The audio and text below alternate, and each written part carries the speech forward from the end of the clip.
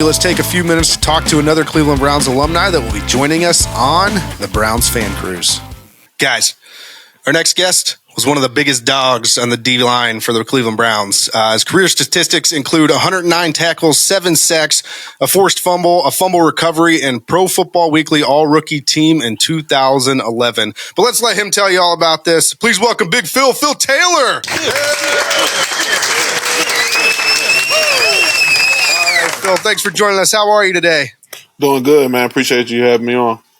Yeah, no problem. And before we get started here and get into some of the questions that we have for you, we do want to talk about a pretty big event that we'll be attending together next spring. And obviously, we're talking about the Browns Fan Cruise in March of 2024. It is confirmed. You'll be on deck soaking in the sun with the rest of us. So we have to say, being that we are brought to you by the Cleveland Browns Fan Cruise, and we will be on the Browns Fan Cruise and emceeing several events on the Browns Fan Cruise, we're really looking forward to sharing that Browns Fan Cruise with an awesome guy and a Browns alumni such as yourself. So, Phil, can you tell our listeners a little bit about the Browns Fan Cruise? It's an awesome event, man. I guess it's the first year they're trying it, and I'm excited. I don't know what to expect. But I'm just excited to be around the fans and get to kick it with everybody who loves Cleveland. Hell yes. And I know we're stopping in Jamaica, the Bahamas. It's going to be a good time. A few days at sea, a few days on the beach. It's going to be really fun. And lots of activities in between. Yeah, absolutely. Oh, yeah. And I know we'll talk more about that here soon. But before we get back into it, we actually want to talk about you and your story. So let's start things here. We know you went to Gwynn Park High School. Tell us a little bit about your kind of early life in your high school years. Gwynn Park, small little high school in Maryland. We only went to 4A. We were 3A. So, but we had a good coach, Danny Hayes, there, and he coached the mess out of us, and we end up. My senior year, we won 14-0 and won states. So, we got a state championship ring, and that was the last time they've been. So, yeah. But he's still coaching. He's still fighting strong. So, oh, yeah. And I hear you were kind of a monster in high school. I believe you had 30 pancakes your junior year because you played offense and defense. Yeah. And then 77 tackles and 10 sacks your senior year, if I'm not mistaken, right? Yeah, at our school, we had. The best players they play both sides of the ball. We didn't have the luxury of having just an offensive line, just a defensive line. So it was more of it's get it how you live. You got to play where you're going to help the team. So that's what we were about. And so from there, I know you ended up at Baylor, but I also know you did have offers from Florida, Ohio State, Virginia Tech, among others. So I got to ask you, man, what the hell? You didn't want to be a Buckeye? No, that was one of my picks, and I know this is going to piss y'all off, but I actually started my career at Penn State. I was at Penn State for 2 years, and then I ended up transferring to Baylor. So, yeah, but I'm a Baylor Bear. I'm a Baylor Bear now, so that's all that matters. Yeah, it's better than being a Penn State Nittany Lion, I guess. So true. No. I mean, we're just joking, but obviously you had a great career at Baylor. So can you tell us a little bit about your time there? Baylor was awesome. During my time there, I had Coach Art Browse, and that was the year we got RG3 when he came in as well. He was a rookie. And it was fun. It was a lot different from Penn State going down to Baylor, which is from Big 10 to the Big 12. So it's a whole different style of football. But, the Big 10, I was, used to defeating the run blocks mostly. And the Big 12 is like you snap the ball and you're looking left to right because they're throwing out to the wide receiver that quick, So it was a different thing, but I adapted quick. And it was an awesome experience. And it ended up being the right move for me to, excel in my career. Absolutely. And how many years were you at Baylor before you went pro? I was at Baylor I sat out 1 year and played 2. Nice. Okay. Yeah. Gotcha. So obviously, Phil, you had a great high school career. Were highly, recruited coming out. Had your choice of a lot of different schools. Was the NFL always kind of the end goal there, or the end dream, or was it just kind of, hey, let's get to the next level and see what happens?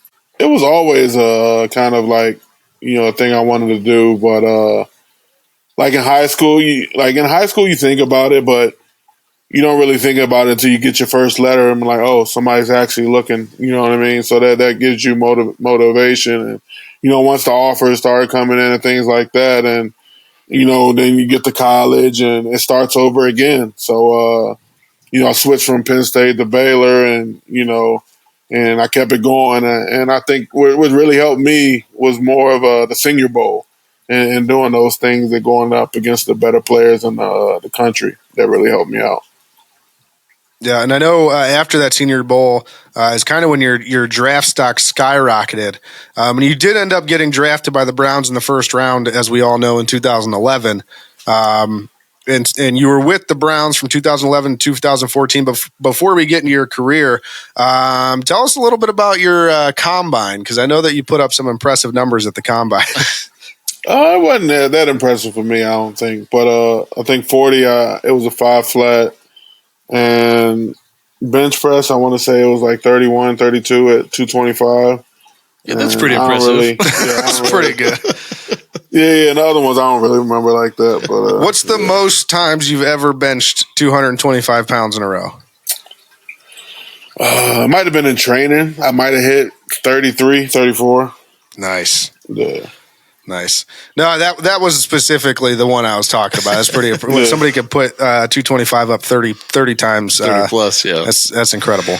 Can you tell us a little bit about just the draft process in general? I mean, not so much doing the combine, but like, did you get an agent? Did you have agents reaching out to you? Like, how did you go about that piece of the process? And then obviously being a first round pick is a pretty exclusive group of guys that end up being picked in the first round. Can you just talk about that a little bit?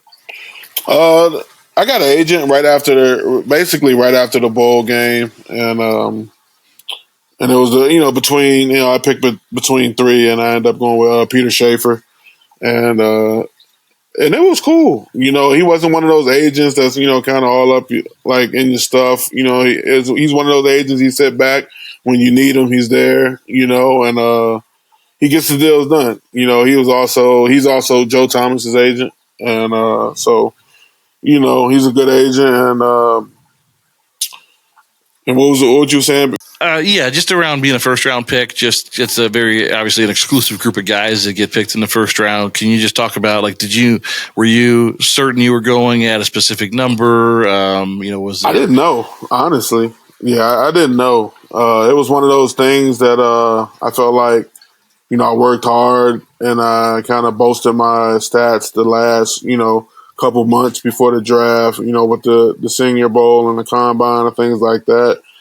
And, I ended up eventually, I got invited, it was at Radio City Music Hall that year. And it was one of those things, if I go, I go. If I don't, I don't. Whoever gets me, I'm going to just work my ass off, so and the 21st pick came, and the phone was ringing, and it was kind of surreal. And my dad was like, "Hey, pick up the phone." So I mean, it's one of those things. It's a blur now, but it was awesome. One of the most eventful things in my life, other than when my sons were born. Gotcha. Nice. I had one other real quick question before we get into really the NFL side of things. I read that you took a 2-week trip with the Baylor team to Nairobi. Is that right? Before your senior season, maybe? Yeah, Nairobi, Kenya. Yeah, it was awesome. It was the Baylor sports ministry team, and we were over there for 2 weeks, and it was an eye-opening experience, and it just it really humbled all of the athletes that went. It really humbled us, and it really showed how really good we have it, and just made you work even harder and appreciate the things you have. Absolutely. Awesome. It sounds like you have a lot of experience in there. You've kind of gone through a lot of things in throughout your career. We haven't even gotten to all of the Cleveland Browns stuff, but with the process of the draft and everything else leading up to it, do you have any advice for the current Cleveland Browns players, especially the younger guys that are just kind of getting started in the league? Just work hard, man. Always be in the building. Always be in front of your coaches, asking them questions. don't be one of those guys that, you want to be the, last one in the building, the first one out the building. Be there first, get that work in, stay late, always ask your coach questions, ask the older guys questions, because these guys have been there, so, yeah, I mean, just be around, be that player that wants to just, that buys in and let guys pour into you, the knowledge is always out there. Yeah, great advice there. I know some of the guys, especially, I mean, you were a first round draft pick, and I know probably some of the other guys in that same first round come in a little closed off, thinking they know more than everybody else, or whatever. They don't have to work as hard, or whatever the case may be. So it's great advice for young guys for sure. And with that being said, I mean, let's talk about it. How was your time in Cleveland? Tell us a little bit about your time with the team. It was awesome. Even though, the 4.5 years I was there, I had 3 different head coaches. But, just the guys in the locker room I was around, it was awesome. And you learn quick that the NFL is a business, and guys are in and out. And you gotta work for, what's best for the team and what's best for your livelihood. So, you're seeing guys you think will stay and, take better deals other places. And, it's a business. And at the end of the day, you got to do what's best for you. And, but all in all, I'm a Cleveland Brown through and through. And my time here was awesome. Obviously, yeah, you mentioned the head coach turnover there. So I'm going back into my time machine. Was that Shermer, Chudzinski, Pettin? Yep. Okay. Can you talk about just like the difficulty just with head coach turnover? I mean, in terms of like learning new systems every year, like how was that? Yeah, that was That's the biggest part about having 3 head coaches in 4 years was and it's tough. A lot of guys couldn't do it. Learning a different defense every year and just a whole nother coaching scheme, a whole nother way you go about practice, and whole nother weight room coach and regiment. Only thing I think that stayed the same that was really the comfort points was the training room and the equipment staff. So. Yeah, but that's the thing about the league, and the organizations, when things aren't going well and they get the coaches up out of there, everybody goes. So it's with the players, it's just you gotta buy in to each system and just hope the system treats you right. Yeah, for sure. And so, I mean, you kind of mentioned it. You mentioned comfort points. And so with that comment, I kind of want to ask, spending time with the franchise, it's obviously more than just playing football for the team. You become involved with the teammates, with your teammates, with the community. So, kind of with all that, what was your favorite off the field memory from your time here in Cleveland? Off the field, maybe when I think Coach Pettin was our coach, and it was during training camp, and it was after like a morning practice. He took the whole team and we went paintballing. I forgot the name of the place. It was out here in Cleveland somewhere, but yeah, it was like in the woods somewhere. So, but it was fun. He took the whole team, and it was real paintballing, so it was cool. Anybody get hurt there? Nah, ain't nobody get hurt. A lot of bruises, but it was more like war wounds, I should say. Yeah, I bet that was fun. Yeah, you guys didn't get enough bruises during the week of practice, so let's give you a few more. Yeah, but it was cool, man. It was good thing to bring everybody together. So it was cool. Absolutely. And so, I mean, yeah, obviously, you had a pretty good career with the Browns, and I will say this: you had a monster rookie season. Kenny, I know you had the highlights. Do you still have the highlights pulled up from his rookie season? Do you remember your rookie season? Because I just know it was phenomenal. I remember you came out. I mean, I was like, oh my gosh. If you bring it up, I remember it. But yeah. I think it was 59 tackles, 4 sacks, and a forced fumble. I remember me and Rube that year. We were like both like top 5 for interior tackles, 4 tackles. And I think it was it Jabal Sheard that joined the all rookie team with him? Correct. Yep. Yeah, so you guys had a decent year that year, so that was pretty special. I remember watching, and I was just like, man, these guys are everywhere. So thinking about, I just think about like game planning. I think about this Cleveland Browns team today and the amount of like injuries that they've had. Can you tell me, like, what are the things that when you're game planning for a team, you see 4 injuries across an offensive line and 1 starter left? Like, what are the things that are going through your mind, just in game planning and also during the game? I mean, it's me being a D lineman and I'm going against a team and the whole, saying the starters are out. You can be looking to have a good day, but at the same time, that other person, he's still in the NFL, so you can't take anybody lightly. And, they can still play good in the system. You know what I mean? So they got 5 guys out there. We got, 3 to 4. So it's still mano a mano. You still got to go do your job and do your job correctly, because you can be going up against a second string. But if you're getting gapped and not playing your technique, you can be making these guys look like Pro Bowlers.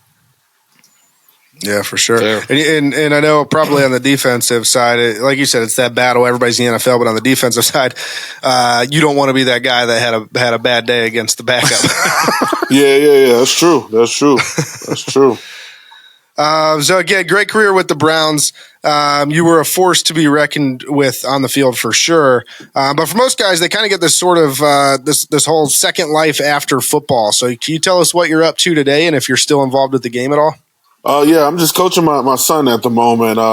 He just turned 8, and he played his first year of tackle football, 2nd grade, and it was cool. It was a learning experience for him and me. It was a learning experience for me for coaching them and knowing these guys. Knowing what I know and knowing what they don't know at all yet. So it's kind of like a fun medium to try to learn.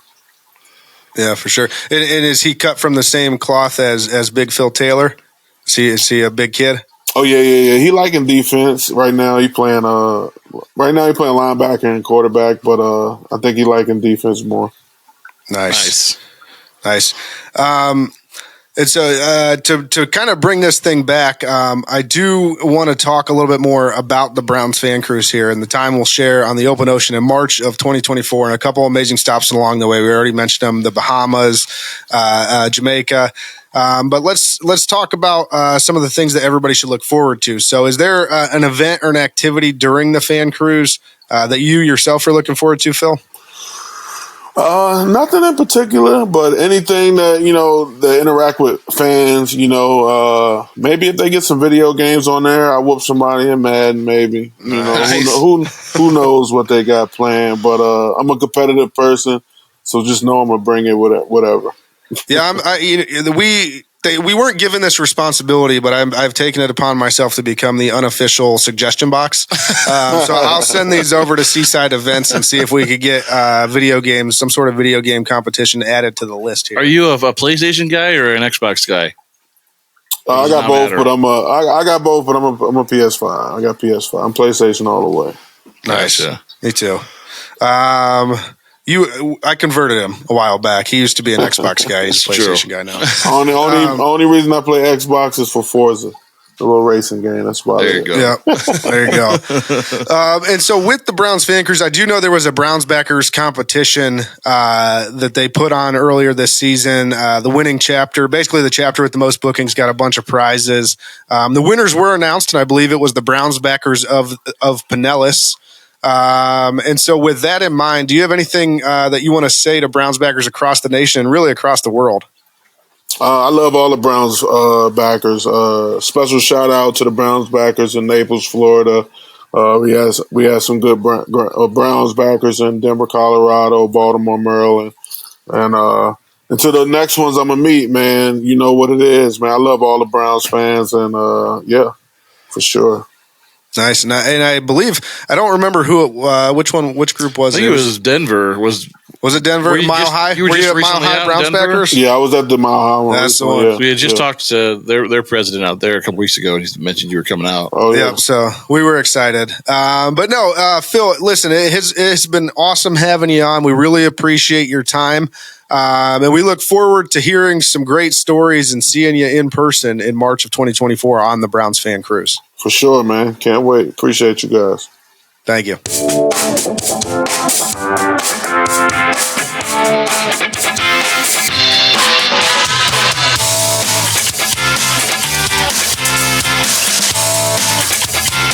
I'm Phil Taylor, and you're listening to Bernie Rivers Sportscast. Go Browns.